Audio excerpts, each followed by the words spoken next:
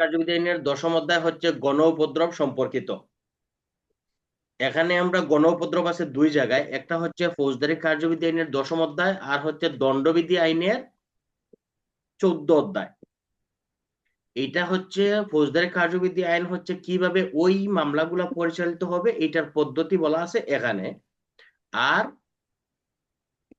গণ উপদ্রবের শাস্তি হচ্ছে দণ্ডবিধি আইনের 14 অধ্যায়, যেখানে আপনার ফৌজদারি দণ্ডবিধি আইনের 268 ধারা হতে 294 294 93 ধারা পর্যন্ত শাস্তিগুলা দেওয়া আছে। তাহলে আজকে আমাদের বিষয়বস্তু হচ্ছে ফৌজদারি কার্যবিধি আইনের 10ম অধ্যায় গণ উপদ্রব সম্পর্কিত। এখানে ধারা হচ্ছে 132 শর্ট হাইফেন ক হতে 143 ধারা পর্যন্ত। এখন আমরা প্রথমেই যেটা বলছে ফৌজদারি কার্যবিধি আইনের 132 শর্ট হাইফেন ক ধারা, এখানে বলা আছে যে এই যে গণ উপদ্রব এটা মেট্রোপলিটন এলাকার জন্য প্রযোজ্য না। গণ উপদ্রব মেট্রোপলিটন এলাকার জন্য প্রযোজ্য হবে না, কারণ মেট্রোপলিটন এলাকায় যদি কোনো গণ উপদ্রব হয় সেক্ষেত্রে এটা মেট্রো অধ্যাদেশ অনুযায়ী কি হবে, তার বিচার এবং শাস্তি হবে মেট্রো অধ্যাদেশ অনুযায়ী। এই জন্য স্পেসিফিকলি ফৌজদারি কার্যবিধি আইনে 132 কয়ে বলে দিছে যে এটা মেট্রোপলিটন এলাকার জন্য প্রযোজ্য হবে না। ফৌজদারি কার্যবিধি আইনের 133 ধারা গণ উপদ্রব অপসারণের জন্য শর্ত সাপেক্ষে আদেশ। এই আদেশটা কে দিবেন? জেলা ম্যাজিস্ট্রেট বা নির্বাহী ম্যাজিস্ট্রেট পুলিশ রিপোর্ট বা অন্য কোনো ভাবে যদি সংবাদ পায় যে কি হয়েছে, মানুষের পথ নদী খাল বা কোনো স্থান বেআইনি ভাবে কি করছে, আটক করে রাখছে বা প্রতিবন্ধকতা করছে বা মালপত্র ফেলায় রাখছে, তাহলে সেই ক্ষেত্রে এইগুলা অপসারণ করার জন্য আদালত কি করবেন, আদেশ দিবেন। আর যদি সেটা গৃহ তাবু কাঠামো বা বৃক্ষ হয়, মানুষের ক্ষতি হতে পারে, তাহলে সেটা কি করবেন, অপসারণের জন্য আদেশ দিবেন। বিপজ্জনক প্রাণী বিনষ্ট করা প্রয়োজন, যেমন এই যে মারাত্মক কুকুর থাকে বা পাগল কুকুর থাকে, শিয়াল থাকে, এগুলা কি করার জন্য, যদি এটা কোনো মালিক থাকে তাহলে মালিককে বলবেন যে এটা অপসারণ করেন, আর যদি মালিক না থাকেন তাহলে সংশ্লিষ্ট যে অধিদপ্তর আছে সেই অধিদপ্তরে বলবে এটা নির্ধারিত করার জন্য। এটা করার মূল উদ্দেশ্য কি, যে নির্ধারিত সময় এবং স্থানে হাজির হয়ে কি করবেন, এই আদেশটা বিরুদ্ধে তারা কি করবেন, জবাব দিবেন। নির্ধারিত তারিখ এবং সময় আদালতে উপস্থিত হয়ে কি করবেন, এটার জবাব দিবেন। যদি সেটা মনে করেন যে সরকারি সম্পত্তি হয়, নোট নেন। যদি সর্বসাধারণের স্থান হয় বা রাষ্ট্রীয় সম্পত্তি বা খোলা জায়গা হয়, তাহলে সেটা কি করতে হবে, সেটা সরকারি স্থান বা সর্বসাধারণের স্থান হিসেবে গণ্য করবে। অর্থাৎ যদি সরকারের কোনো সম্পত্তি হয় বা খোলা জায়গা হয়, যেমন খোলা মাঠ বা এই যে কি বলে ওইটা খাস জায়গা, যেটা খাস জায়গা যদি হয় তাহলে এটা সর্বসাধারণের স্থান বলে গণ্য হবে, অর্থাৎ সরকারি সম্পত্তি সকল জনসাধারণের। ফৌজদারি কার্যবিধি আইনের 133 ধারা কি বলা হয়েছে, খাল পানি নদী প্রাণী যতগুলো আছে এগুলো যদি কোনো ব্যক্তির দখলে থাকে বা এটা যদি মানুষের জন্য বিপজ্জনক হয়, তাহলে ওই ব্যক্তিকে সেইটা অপসারণের জন্য কি করবেন, নোটিশ দিবেন। নির্ধারিত তারিখ এবং সময়ের ভিতরে সে এটা শেষ করবে। ফৌজদারি কার্যবিধি আইনে 134 ধারা, এই যে আদেশটা যে দেওয়া হইলো 33 ধারায়, এই আদেশটা কিভাবে এটা জারি করবেন। প্রথমে বলা হয়েছে এটা সমনের মতো করিয়া দিবেন। সমন আমরা কত ধারায় পাইছিলাম, 68 ধারা। হ্যাঁ, 68 ধারা সমনের স্যার। মতো করিয়া দিবেন। আর সমনটা জারি করছি আমরা কত ধারায়, 69 ধারায় এসে সমন 69-এ। সমন জারি হচ্ছে 69 ধারায়, অতএব এটা জারি করতে হবে 69 ধারার মতো করিয়া। তার এক কপি দিয়া, যাদের উপর তাদের এক কপি দিয়া, কোনো ব্যক্তি প্রতিষ্ঠান হলে তাদের মতো করিয়া।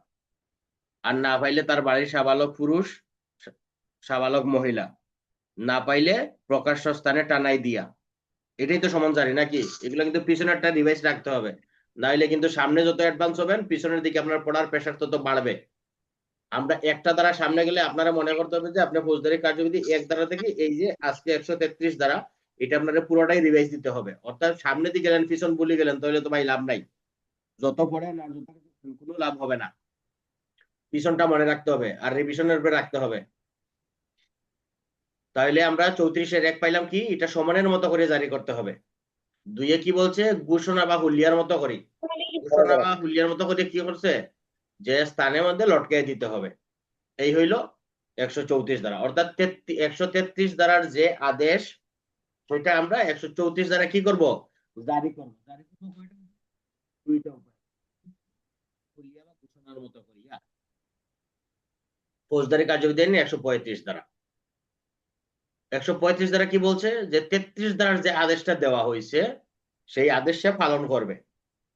কি বলছে, যে আপনি এটা অপসারণ করেন। এবার সে কি করছে, আদেশ পাইছে, অপসারণ করে দিছে। এখন যদি সে অপসারণ না করে, তাহলে তারে আবার কি বলা আছে, যে আপনি অপসারণ না করলে আদালতে আইসা এটা সশরীরে কি জন্য আপনি এটা অপসারণ করবেন না সেটা কারণ দর্শাইবেন। এটা হলো 35 ধারা, একটার সাথে একটা মিলাইবেন, তাহলে কিন্তু পড়তে সহজ হবে। 33-এ অপসারণের আদেশ, 34 হচ্ছে 134 ধারা হচ্ছে 33টা কিভাবে জারি করবেন, সমানের মতো করিয়া হুলিয়ার মতো করিয়া। 135 ধারা হয়েছে 33 ধারার আদেশ আপনি পাইছেন, পালন করবেন। আর যদি না করেন তাহলে কি করবেন, আইসা আদালতে কারণ দর্শাইবেন, যে আমি এই কারণে এটা আমি অপসারণ করি নাই। ফৌজদারি কার্যবিধি আইনে 136 ধারা। যদি আপনি কি করলেন, 35 ধারা আদেশ পালন করলেন না, কারণও দর্শাইলেন না, তাহলে কি হইব, আদালত আপনার বিরুদ্ধে দণ্ডবিধি আইনের 188 ধারা মধ্যে ব্যবস্থা নিবে, এবং এই যে 33 ধারার যে আদেশটা হয়েছে এই আদেশটা 136 ধারা আবার স্থায়ী হয়ে যাব। বোঝা গেল? না বুঝলে কিন্তু কইবেন যে বুঝি নাই। রেদওয়ানুল করিম, না, 34টা কেবল হইব নি স্যার? 34টা কত? 34 35, হ্যাঁ। 36টা হয়েছে কি, 35-এ তো কি করছো তুমি, আদেশ দিছে যে এটা অপসারণ করো, অপসারণ করে দিছো। আবার কি করছো, না করলে কারণ দর্শাইতে গেছো।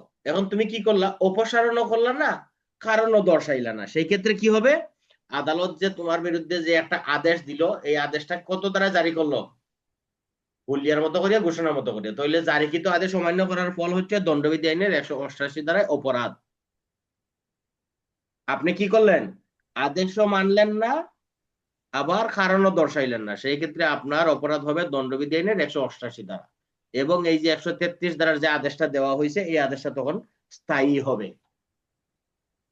এই হলো ফৌজদারি কার্যবিধি আইনের 136 ধারার মূল বিষয়বস্তু।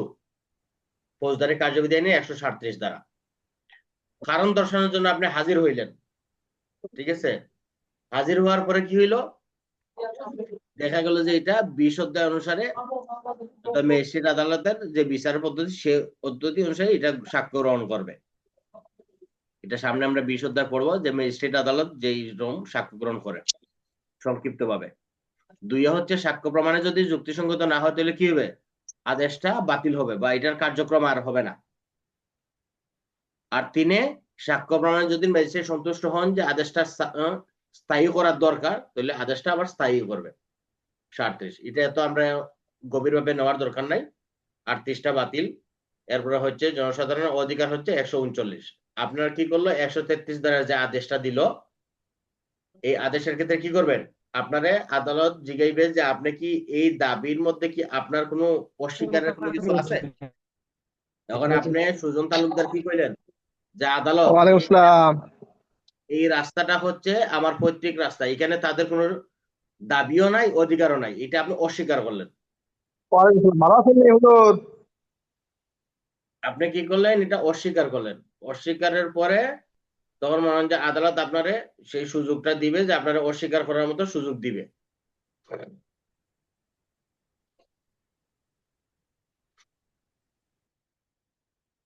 এটা করলেন আপনি 139-এর কয়ের 1-এ অস্বীকার করলেন। 2 হচ্ছে অনুসন্ধানে যদি সত্যতা পাওয়া যায় তাহলে কি করবেন, দেওয়ানি আদালত কর্তৃক নির্ধারিত না হওয়া পর্যন্ত এটা স্থগিত রাখবেন। অর্থাৎ দেখা গেছে যে এটা নিয়ে মামলা চলতেছে দুই পক্ষের মধ্যে, আপনার কার্যক্রম এটা স্থগিত রেখে দিবে। আর যদি দেখা যায় যে না, এটার সত্যতা নাই, তাহলে আদেশটা স্থায়ী বা বাতিল করবেন। অর্থাৎ আগে যেটা ছিল স্থায়ী করার দরকার হলে স্থায়ী করবেন, আর নইলে বাতিল করে দিবেন। এই হলো ফৌজদারি কার্যবিধি আইনে 139 ধারা। এটা এত ইম্পর্টেন্ট না, আমাদের এটা দরকারও নাই। যদিও এখান থেকে 1-2টা এমসিকিউ যেগুলো আছে এগুলো আমাদের ক্লাসের আমরা ওই যে দিয়ে দেবো, আমাদের সাপ্তাহিক যে পরীক্ষা ওইগুলোর মধ্যে পেয়ে যাবেন, সমস্যা নেই। এগুলা যেটা ইম্পর্টেন্ট আমরা ইম্পর্টেন্ট ভাবে আলোচনা করবো, আর যেটা হালকা দরকার এটা হালকা ভাবে নিয়ে যাবো। ফৌজদারি কার্যবিধি আইনে 140 ধারা, অর্থাৎ আপনার কাছে কি হয়েছে 136 এবং 137 ধারায় আদেশটা স্থায়ী হয়েছে। স্থায়ী হওয়ার পরে আপনি কি করবেন, ম্যাজিস্ট্রেট আপনার নোটিশ দিয়া বলবেন যে আপনার বিরুদ্ধে এই যে কারণ 136 এবং 137 ধারায় আপনার উপর গণ উপদ্রবের আদেশটা স্থায়ী হয়েছে। সেক্ষেত্রে কি করবেন, নোটিশ দিয়ে তারা নির্ধারিত সময়ের মধ্যে এটা অপসারণ করার জন্য আদেশ দিবেন। অর্থাৎ আপনি কি করছেন, কোন রাস্তা আটকাই দিয়েছেন, তাহলে আপনার আদেশ দিবে যে আপনি রাস্তা মুক্ত করে দেন। অথবা আপনার বাসায় একটা পাগল কুকুর আছে, বলবে যে আপনি কুকুরটা মেরে ফেলেন বা এটা অপসারণ করেন, আপনি তা করবেন। আর যদি অন্যথায় না করেন তাহলে কি হবে, দণ্ডবিধি আইনে 188 দ্বারা আপনি দণ্ডিত হবেন। আর দুইয়ে বলছে যদি ম্যাজিস্ট্রেট এই আদেশে দেখা গেছে কি দ্রব্য বস্তু মালামাল অপসারণ করা না হলে ম্যাজিস্ট্রেট নিজে অপসারণ করতে পারবে, এবং খরচ আপনার যার কাছ থেকে এটা অপসারণ করা হবে তার কাছ থেকে এটা আদায় করবে। এটা যদি সম্পত্তি হয় তাহলে সম্পত্তি বিক্রি করেও করতে পারবে। আর তিনি হয়েছে এই অধ্যায় অনুসারে যে কার্যগুলো হয়েছে এগুলো দেওয়ানি মামলা করা যাবে না। অর্থাৎ ফৌজদারি কার্যবিধি আইনের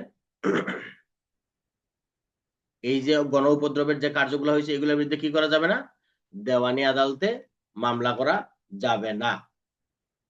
142-43 এগুলো আমাদের জন্য এত গুরুত্বপূর্ণ না। আমরা চলে যাই ফৌজদারি কার্যবিধি আইনে 143 ধারা, নির্বাহী ম্যাজিস্ট্রেট। অর্থাৎ কোন নির্বাহী ম্যাজিস্ট্রেট কোন ব্যক্তির প্রতি যে দণ্ড বা বিশেষ বা স্থানীয় আইনে গণ উপদ্রব অব্যাহত বা পুনরাবৃত্তি না করার জন্য আদেশ দিবেন।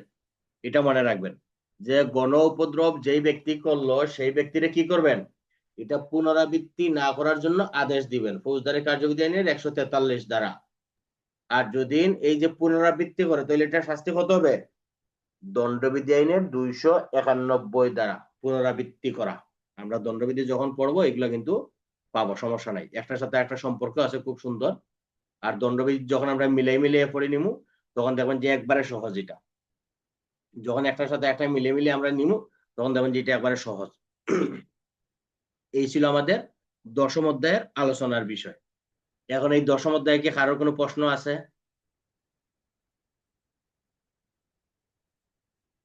ফৌজদারি কার্যবিধি আইনে 132 শর্ট হাইফেন ক থেকে ফৌজদারি কার্যবিধি আইনে 143 ধারা পর্যন্ত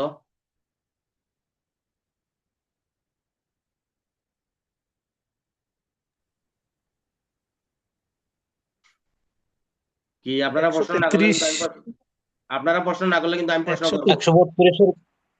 132 ক। হ্যালো, আরে বলো। 132 ক, এটা একটু ক্লিয়ার হওয়া দরকার।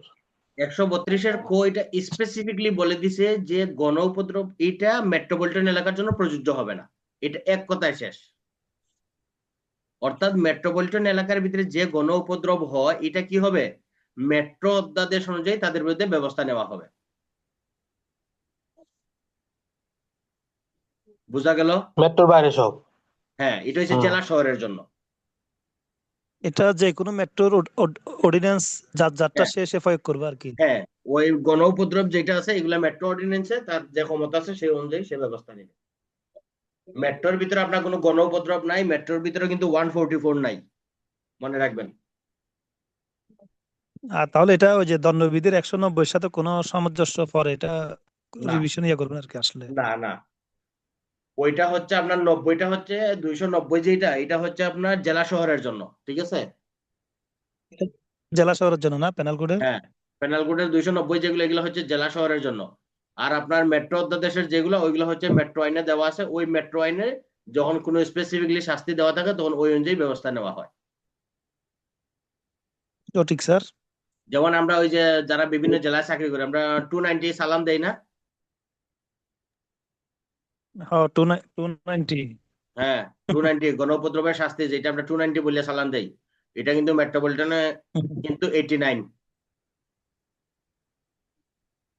মহানগর অধ্যাদেশে এটা কিন্তু 89, বিভিন্ন মহানগরে বিভিন্ন এটা সবকিছু। তো এটা অনেক সময় তো আবার মানব পাচারও অ্যাড হয়ে যায় অনেক সময় যদি দেয় আর কি। না না, আমরা ওই 290 বলি নাই কিন্তু, ওইটা আবার ওইদিকে নিয়েন না, ওইদিকে নিলে সমস্যা আছে। আচ্ছা ঠিক আছে। হ্যাঁ, তাহলে আমরা ফৌজদারি কার্যবিধি আইনের এখন হ্যাঁ, আহ,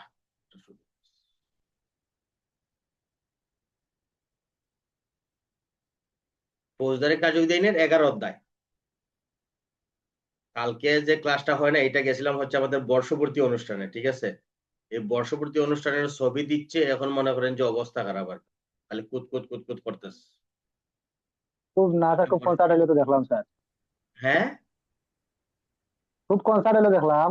হ্যাঁ হ্যাঁ, এখানে ওই যে আমাদের পার্টি আছে, তো পার্টি কনসার্ট না হইলে আবার তাদের মন করে না, এই জন্য কনসার্ট হইলো। হ্যাঁ, এই প্রোগ্রামে গেছিলাম, কারণ আমি সিলেটে প্রায় 5 বছর পরে এই প্রথম করলাম আর কি। কারণ সেই 2020 সালে মাসুদ করার পরে এই মাসুদ আজকে ভাইরে দেখলাম, 26 সালে করলাম। আমরা একাই মাসুদ মাসুদ স্যারও। হ্যাঁ, ওই বিভিন্ন জন, একবারে কক্সবাজার টেকনাফ সবাই এখানে আসছিল, সমস্যা নেই। আচ্ছা, তাহলে আমরা তোমার এখন যাই। সিলেটের মহাসচিব হ্যাঁ আচ্ছা, যে ওই বিষয় প্রোগ্রামে থাক। গেল। হ্যাঁ, ওই ঠিক বিষয় আছে, থাক, ওই বিষয় পরে, ওই বিষয় পরে। হ্যাঁ, এখন মহাসচিব না, এখন ক্লাসে, আগে ক্লাস করি। তারপর হচ্ছে ফৌজদারি কার্যবিধি আইনের 11 অধ্যায়। আনোয়ারুল কবির ভাই, আপনি কি লিখছেন? আপনার লেখাটা আসে নাই, ঠিক আছে? আপনার এখানে লেখাটা বাংলা বাংলা বাংলা গড় আসে, তো এই জন্য বিষয়টা বোঝা যায় নাই। আচ্ছা, ফৌজদারি কার্যবিধি আইনের 11 অধ্যায়, উপদ্রব এবং বিপদাশঙ্কার জরুরি পরিস্থিতিতে অস্থায়ী আদেশ। ফৌজদারি কার্যবিধি আইনের 144 ধারা, উপদ্রব বা বিপদাশঙ্কার জরুরি পরিস্থিতিতে অস্থায়ী আদেশ, এই ধারাটা কিন্তু খুব গুরুত্ব সহকারে নেবেন। ফৌজদারি কার্যবিধি আইনের 1 ধারা, সরি 144-এর 1, ফৌজদারি কার্যবিধি আইনের 144-এর 1, জেলা ম্যাজিস্ট্রেট বা নির্বাহী ম্যাজিস্ট্রেট যদি কোনো ব্যক্তির বাধা বিরক্তি, আঘাত বা আঘাতের ঝুঁকি বা মানুষের জীবন, স্বাস্থ্য, নিরাপত্তা, দাঙ্গা হাঙ্গামা প্রতিরোধের সম্ভাবনা থাকে বা রয়েছে, এই রকম যদি কোনো সংবাদ পান, তাহলে কি করবেন? ওই যে আমরা পড়ে আসছিলাম 134, এই জরুরি আদেশটা দিবেন হচ্ছে 134 ধারার মতো করে, 1 ধারা।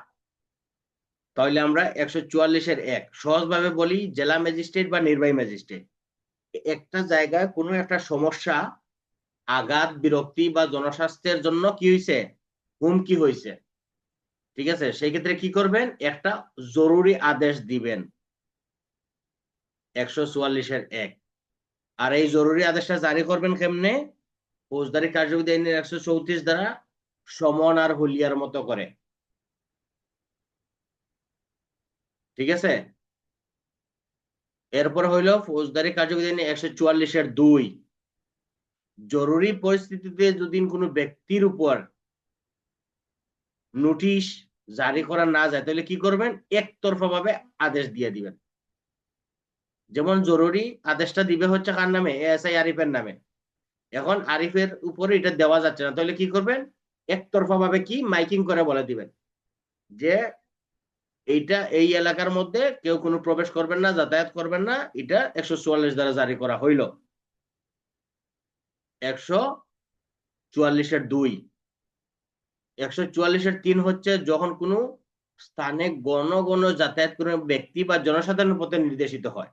অর্থাৎ দেখা গেছে আরিফ একটা জায়গায় গেলে এখানে গণ উপদ্রব হবে, বা কি হইতে পারে, শান্তিভঙ্গ হইতে পারে, অথবা মানুষের নিরাপত্তা বিঘ্নিত হইতে পারে, অথবা দাঙ্গা হাঙ্গামা হইতে পারে, তাহলে কি করবেন?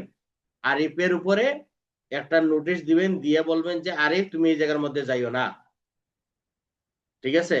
যখন আরিফের উপরে এরকম একটা নোটিশ দিবেন, তখন আরিফ কি করবে? ওই এলাকার মধ্যে আর যাবে না। এটা হইলো 3। 4 হইলো যখন এটা কি কোনো এটা কি নির্দিষ্ট হ্যাঁ ব্যক্তিকে দেবে? এটা হ্যাঁ, নির্দিষ্ট নির্দিষ্ট ব্যক্তিকে ব্যক্তি, দেবে?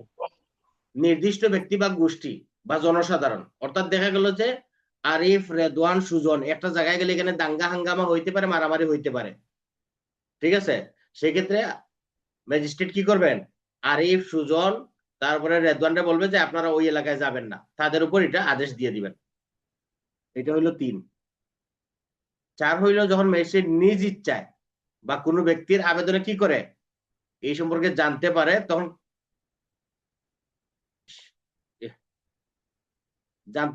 কি করতে পারবে উনি, আদেশটা বাতিল বা পরিবর্তন করতে পারবে। আদেশটা বাতিল বা পরিবর্তন করতে পারবে। এটা হইলো 4। 5 হচ্ছে যদি কোনো ব্যক্তির আবেদনে এটা বাতিল করে তাহলে কি করবেন,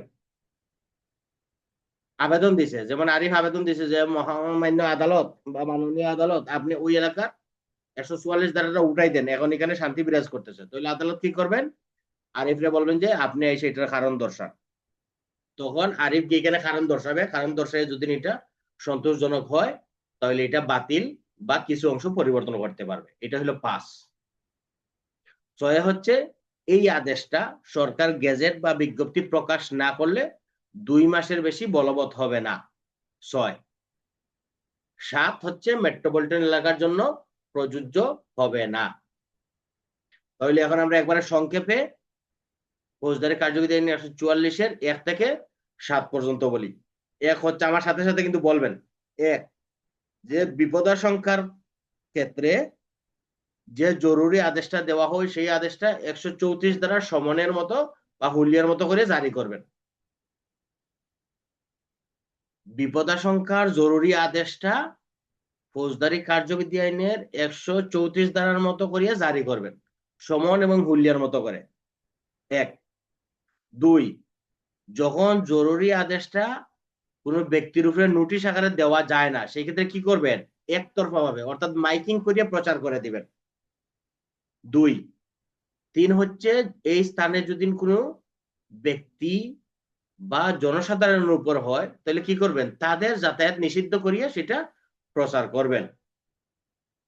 4, ম্যাজিস্ট্রেট নিজ ইচ্ছায় বা কোনো ব্যক্তির আবেদনও কি করতে পারবেন, আদেশটা বাতিল বা পরিবর্তন করতে পারবেন।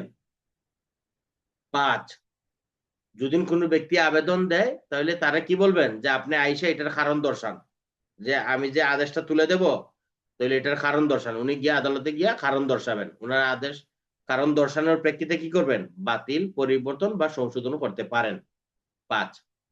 6 হচ্ছে এটা গেজেট প্রকাশ না হইলে বা বিজ্ঞপ্তি প্রকাশ না করলে 2 মাসের বেশি স্থায়ী হবে না। গেজেটটা কে দিবে, সরকার। 7, মেট্রোপলিটন এলাকার জন্য এই আদেশ প্রযোজ্য হবে না। এটা কিন্তু মুখস্থ রাখতে হবে, না হলে কিন্তু আবার প্যাচ লাগবে।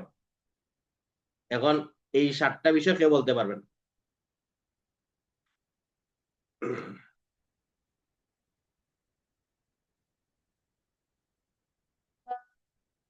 সুজন? স্যার, স্যার, হ্যাঁ। 44-এর 1 স্যার, জেলা জেলা ম্যাজিস্ট্রেট বা নির্বাহী ম্যাজিস্ট্রেট ওই জরুরি আদেশ জারি করবেন। 2 হচ্ছে জরুরি পরিস্থিতি কোনো ব্যক্তির নামে দেওয়া না গেলে, জরুরি পরিস্থিতি কোনো ব্যক্তির নামে দেওয়া না গেলে তা একতরফা ভাবে জারি করতে পারবেন। 3 হচ্ছে গিয়া কোনো ব্যক্তি বা গোষ্ঠী কোনো একটা এলাকায় গেলে এখানে গণউপদ্রব সৃষ্টি হতে পারে বা বিপদ ঘটতে পারে এমন ব্যক্তিদের উপর নিষেধ করি আর কি, ওই ব্যক্তিদের নিষেধ করতে করি পারবে, বা ওই ব্যক্তিদের উপরে জারি করে। নিষেধ জারি করতে পারে।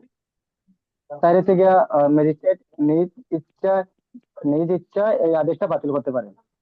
নিজ ইচ্ছা বা কোনো ব্যক্তির আবেদনে। 5 হচ্ছে গিয়া কোনো ব্যক্তির আবেদনে। 5 হচ্ছে যদি ব্যক্তির আবেদনে ব্যক্তি যদি আবেদন করে বা আদেশ বাতিলের জন্য আবেদন করে আদালতে হাজির হয়ে তখন তাকে কারণ দর্শাইতে হবে। হ্যাঁ। 6 হচ্ছে গিয়া গেজেট বা বিজ্ঞপ্তি যদি প্রকাশ করা না যায় তাহলে এটা 2 মাসের বেশি স্থায়ী থাকবে না। হ্যাঁ। হচ্ছে গিয়া মেট্রো এর ক্ষেত্রে এই আদেশটা প্রযোজ্য হবে না। মহানগর এলাকার জন্য এটা প্রযোজ্য হবে না। এখন কি বলে ওইটা আপনার এই 144-এর 1-এ যেটা সংশোধনী নিতে হবে, সংশোধনীটা হচ্ছে কি, এটা কিন্তু আইনের সংশোধনী না, সুজনের জন্য সংশোধনী, যে এই জি স্যার, আদেশটা সমন এবং হুলিয়ার মতো করে জারি করতে হবে ফৌজদারি কার্যবিধি জি আইনের স্যার, জি স্যার, জি 134 স্যার। ধারা। সমন এবং Procedure. গুলিয়ার মতো করে জারি করতে হবে। ঠিক আছে? ধন্যবাদ স্যার। হ্যাঁ, জি স্যার। আচ্ছা, তাহলে আমরা এখন 12 নম্বর অধ্যায়ে যাই নাকি এই পর্যন্ত থাকবো আজকে? এটাতে কি স্যার ফেনাল কোড যাবে নাকি 144-এ? না, এখানে প্যানেল কোডে কোনো কাজ নাই। কাজ নাই না? না প্যানেল কোডে 188 কোনো কাজ আছে না এটা? না, এটা আপনার 45-এর সাথে। তাহলে 134-এ যায় না ফেনাল কোড? প্যানেল কোড 134-এ হচ্ছে আপনার ওই যে কাজ আছে না, এটা হচ্ছে 34-এও যায় না, এটা যায় হচ্ছে আপনার 36-এর সাথে। সঠিক। আপনার তো আদালত 134 ধারায় আদেশ দিছে, এখন আপনি আদেশ মানিলে কি শাস্তি হইব? হবে না। যখন আপনি আদেশটা না। মানবেন না তখন আপনার শাস্তি হইব। এটা হচ্ছে নোটিশ না মানার কারণে শাস্তি। ঠিক আছে? আর 144 ধারা, যেমন 144 ধারা দিছে, 144 ধারা ভঙ্গ করে আপনি কি করছেন? বেআইনি সমাবেশ করছেন, তখন কি আপনার 188 শাস্তি মারাত্মক, না 143 হবে? ওটা মারাত্মক আছে সজ্জিত আর কি। হ্যাঁ, ওই আপনার 144-এ যখন আপনি ভঙ্গ করবেন তখন এটা হচ্ছে আপনার ওই জায়গা বুঝে ওইদিকে আপনারটা চলে যাবে, যে অপরাধ করবেন ওই অপরাধ বুঝে ওইদিকে চলে যাবে। এটা 144-এর দিকে 188 মানার সুযোগ নাই।